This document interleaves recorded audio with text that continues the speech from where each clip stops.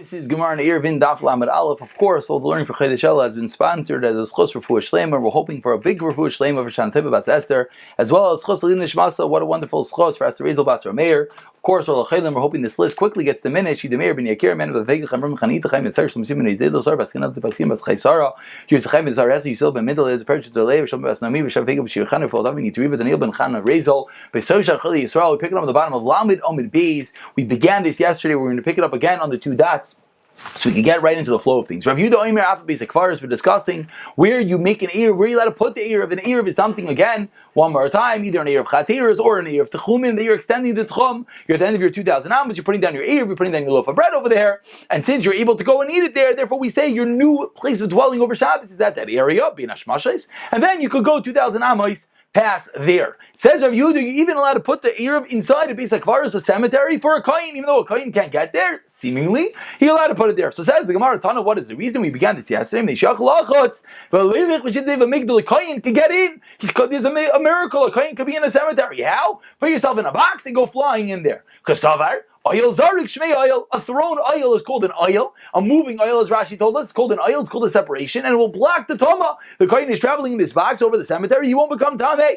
Says the Gemara, "Plug the tani tonight. Machlekes the following tanoim. The tani learns in a brace. 5 lines on the bottom, line on the base. Ha nichnas l'eretz ha'amim. Someone who enters into eretz ha'am b'shida they will make inside a box. And obviously, eretz ha'amim. Why are we using that? Rashi says because there is tuma over there. If you enter into the box, Rebbe Matame, Rebbe says you're Tame. Rishuyuda Matayir. Rishuyuda says no, you're Tar. What's the machlek? Is Micah Mifligi? Mar Savar, oil, Zarik, Lav, Shmei, oil. And obviously, as you see over here, that from the little letter in the Gemara, we pass it like Rebbe, which is part of the reason why Kohanim on flights, you have to be careful where they're flying and whatnot.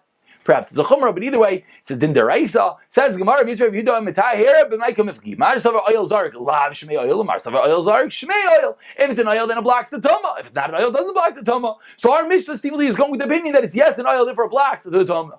For the tiny that we're still into the Brayso of Yehuda Imer. Rabbi Yehuda says, moving along to Lamed Aleph Amid Aleph, Ma'arvin the koyin tar, bitruma. You allowed to make an ear for a koyin tar, a pure koyin, bitruma tehayra, with truma that is tar. Bekever Echiazel. How are you going to make it inside the kever in the grave? Fine, so you're going to get in there with your box. Says Gemara, 1 second. Once you're going to stick out your hand, once the food touches the kever, again, the food is sitting there by the grave. You're flying into the box. The food's sitting on the grave. The food's going to become tummy from the grave. Says Gemara, important rule. It's something that we've seen many times. The food is not a hochshar. We know that food is only makabel tumah. Once it's hochshar, it's susceptible to kabel tumah. Once it gets wet or whatnot, this is food that was not hochshar to kabel tumah. Or a similar rule that it was kneaded with fruit juice, and fruit juice does not contract tumah. It's only if something was kneaded with water is there potential tumah, but not if it was made with fruit juice. And therefore, that's how we have now the eruv, the bread, the whatever you have, sitting on top of a grave, and the food will not become tummy. And now we have the kohen flying inside a box. Says the Gemara, okay, the kohen's flying in a box. How does he get the food? Once he can't stick his hand out. The moment he sticks his hand out, the hand becomes tummy. Says the Gemara, he takes flat wooden utensils, which are not mekabel tama. He sticks the flat wooden utensils out of the box. I'm envisioning some sort of surgery over here, with the utensils sticking into the out of the box. So you stick the utensils out of the box, and he maneuvers the utensils to pick up the food.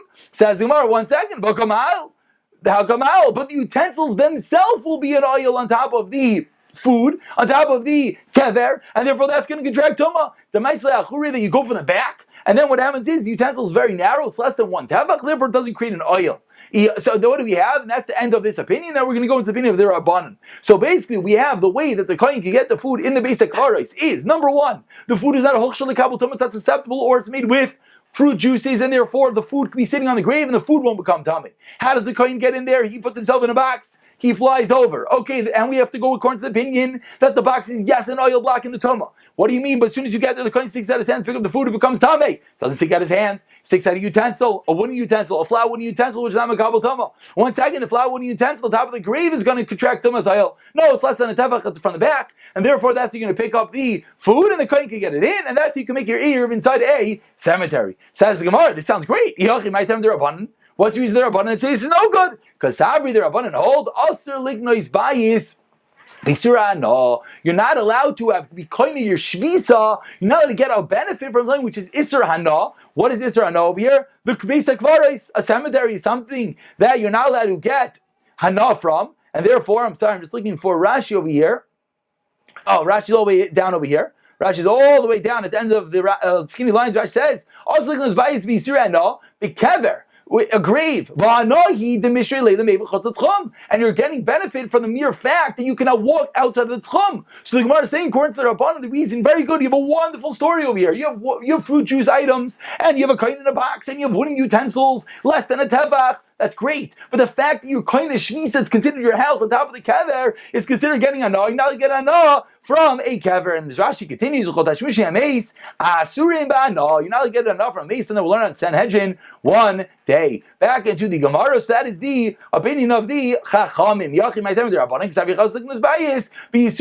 Again, I'm sorry, we're about 8 lines down. First one line is Mechlal. Says the Gemara, Mechal, Rav Yehuda Savar Mutter. So seemingly it sounds like Rav Yehuda argues, and he holds you can get hana from a mace. Because Savar, no, Rav Yehuda holds mitzvah lavli hanistenu. It's not called kain shvis. It's not called you're actually getting a benefit because you're doing a mitzvah, and therefore mitzvah lavli hanistenu, a very important rule we've seen many times. It's not called getting a benefit when you're doing a mitzvah. Says the Gemara, Al-Hadam Arava. That which Rava said mitzvah lavli hanistenu lemek tanoi. So it comes out that it's a machlekes tanoim that Rav Yehuda holds mitzvah lavli hanistenu. You're not getting benefit, and the Chachamim will argue hold you are getting benefit. That's a machlekes. Rava said this as a straight up halacha. Mitzvah lavli hanistenu. You're going to tell me it's machlekes tanoim? Amar l'shmait say. Amar l'cha Rava. Rava responds. Isvirlu de'ein ma'arvin el lidvar mitzvah. No, a different rule. The machlekes is, can you make an eruv only for a mitzvah? Meaning, when you're making this eruv at the end of your tchum, what is the reason you're allowed to do that? Are you allowed to, for any reason, just put down a loaf of bread to walk wherever you want, or it has to be for a mitzvah purpose? So, isvirlu de'ein ma'arvin, you're allowed to make an eruv elo lidvar mitzvah, to kliyama mitzvah lav lehanos neinu. Everyone could agree that you're not going to get enough for a mitzvah, like Rabba taught us. That is the machlekes. Meaning, they're not arguing whether mitzvahs in general you can get enough. Everyone agrees mitzvah lav lehanos neinu. What's the machlekes over here between the Chacham and Rav Yehuda? Ma'ar savar ein ma'arvin elo lidvar mitzvah. You're only allowed to create an eruv for a dvar mitzvah to walk out of the tchum for dvar mitzvah. Ma'ar savar ma'arvin afilu lidvar rishos. And that is the machlekes between Rav Yehuda and the Chachamim. But everyone agrees mitzvah lahanis enu. Says Gemara 1 second. Alhadam Rav Yosef ma'arvin el dvar mitzvah. Lemek tanaim l'shmaitei. So comes out we know a different statement. Rav Yosef said you're allowed to make an eruv only for dvar mitzvah. That's the machlekes tanaim. Amar l'cha Rav Yosef the kuli almein ma'arvin el dvar mitzvah. No, really, everyone agrees to that. Everyone also agrees mitzvahs are not for benefit. What's the machlokes? When are you kind of shvisa? Once you're kind of, you don't care anymore about the eruv. You don't really care about that loaf of bread that you sat there, and that's the reason why it's allowed to be there, and it's not called getting enough in the grave. Umar Savar Nichle Dmintra, no, you're happy about it. A fundamental machlek is whenever you have an eruv, do we view it, I should say, that you're actually going to go and eat it? If the answer is yes, which is the second opinion over here, then you're getting benefit from the grave, because even the nichla, the mintula, it's the fact that it's being guarded over there. Or do we say no, it's a halachic, a mechanic to be kind of to acquire shvisa there, but you're not actually going to go eat it, and therefore it's not called getting benefit. And that is how Rabbi Yosef explains, whereas everyone could yes agree, you're only allowed to make this area for a mitzvah, and everyone could yes agree mitzvah lav, lihanois nitnu. Says the Mishnah on the bottom of Lamed Aleph Amud Aleph.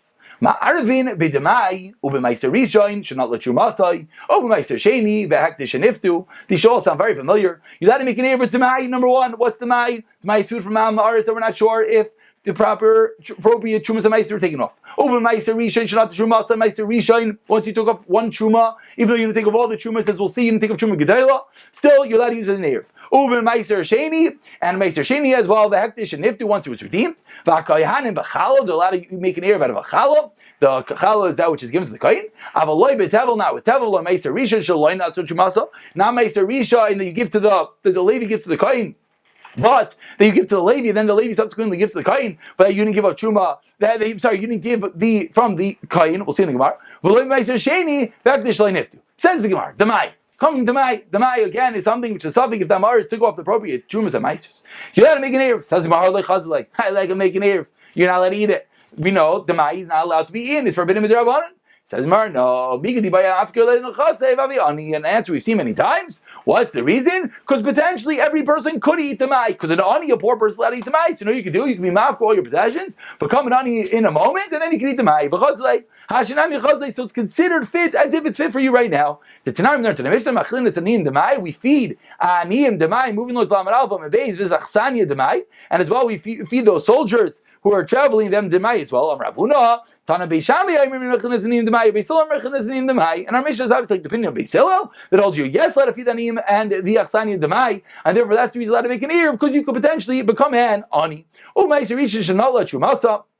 Again, this should sound very familiar. We have this at the end of the Gemara in Shabbos, I believe. It's Kuf Lamed or something. Says the Gemara, Pshita. What's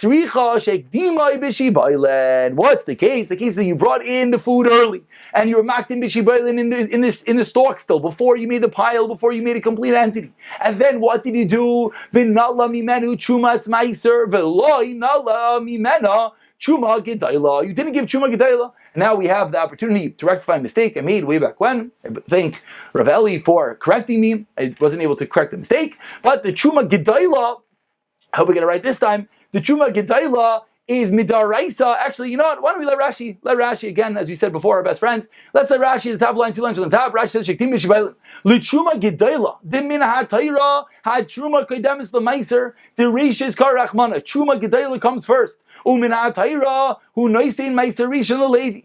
And minatayra, you give meiser rishon to the Levi. So you give chuma gedayla to the kohen, then you give meiser rishon to the Levi. The chuma gedayla you give to the kohen midaraisa is a mashu. Chuma gedayla. That was the mistake I made way back when. You give a mashu to the kohen. Midrabanan, we say you either give the 40th, the 50th, or 60th, benius, idius, whether what level you are, whether you're a generous person or not. And then you give meiser rishon to the Levi. Va'achshav, so what did this person do wrong?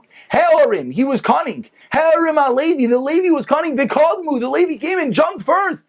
He didn't want, because again, the Levi was a genius. If you give the kohen 1/50th and then you give the Levi his 10th, what happens? The Levi loses out. Because the Levi gets, so what did the Levi do? The Levi came early and said, I'm ready, I'm waiting for my 10th. And the Baal Bayis went and gave the Levi his 10th before he gave the kohen his 50th. And then the Levi went and gave a 10th to the kohen. So the Levi jumped the kohen, and now there's a little bit that the kohen is lacking. That is the chiddush, and in that case, and that is the chiddush that even though you did it incorrectly, you did not give the kohen his proper chuma gedayla, still it is okay, and the Eruv is valid. And like Ravua, Marish Lakish, back to the Gemara 10 lines down, they taught us Maisa Rishain Shekadmu B'Shibah, and they brought in the stalks.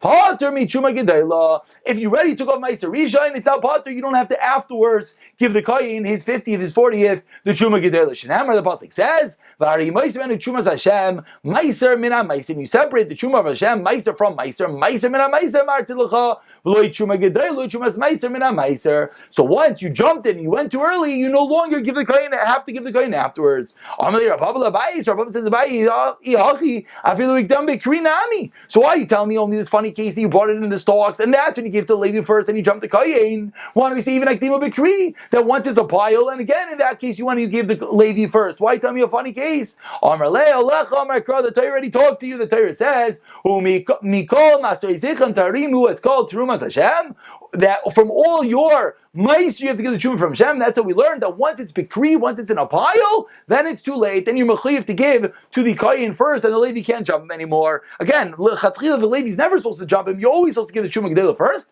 but once it's actually in a pile, you can't do it. It doesn't even work.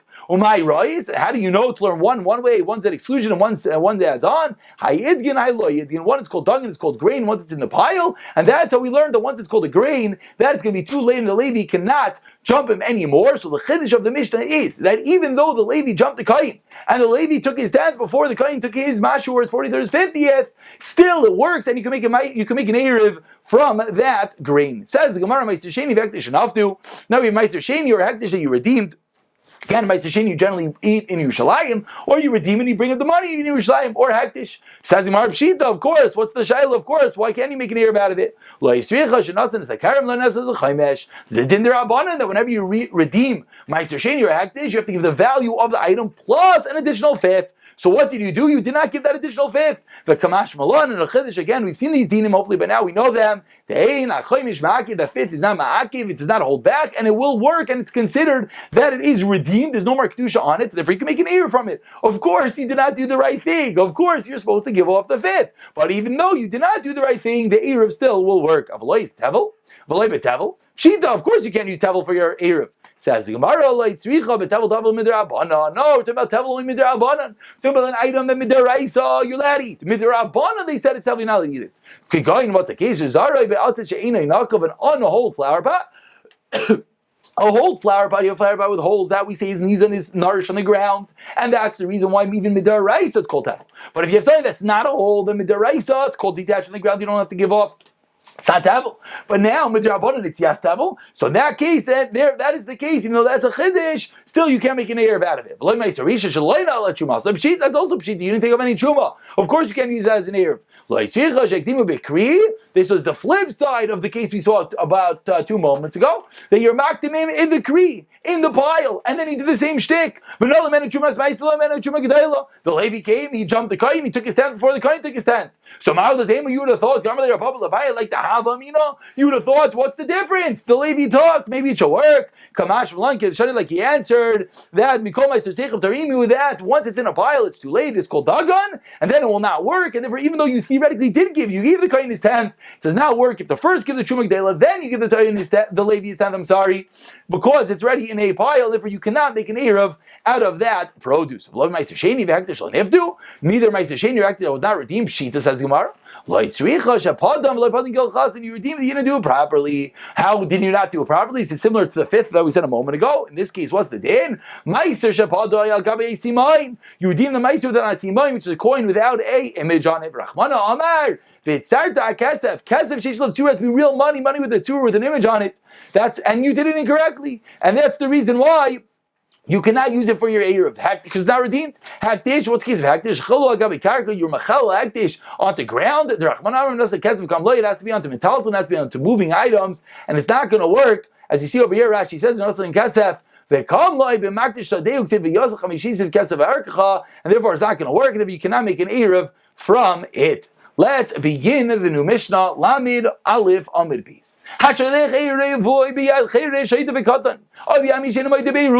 You send your eruv into the hands of a chirish, shaita, daf mute, an imbecile, or a minor, or in the hands of someone who's not made of eruv. We'll have to see what that means. He doesn't agree with eruv. Ain't no eruv, it's no good. If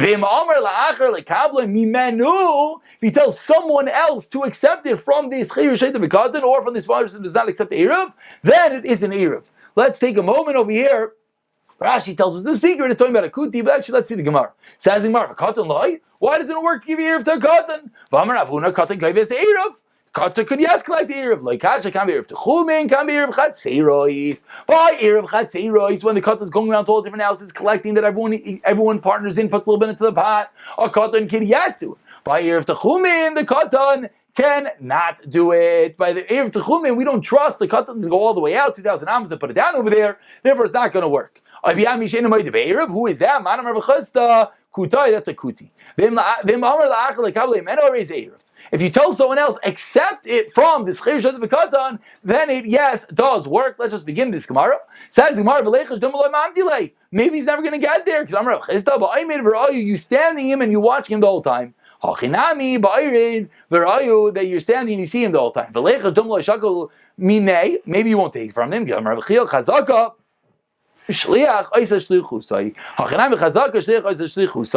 stop over here. Just one very interesting halacha, which is very similar to this halacha with a katan, is if you want to have a katan, a child, taival, a item for you. Tfilas kelim, you want to send your child with your, your new silverware to taival it. Tfilas kelim is a deraisa.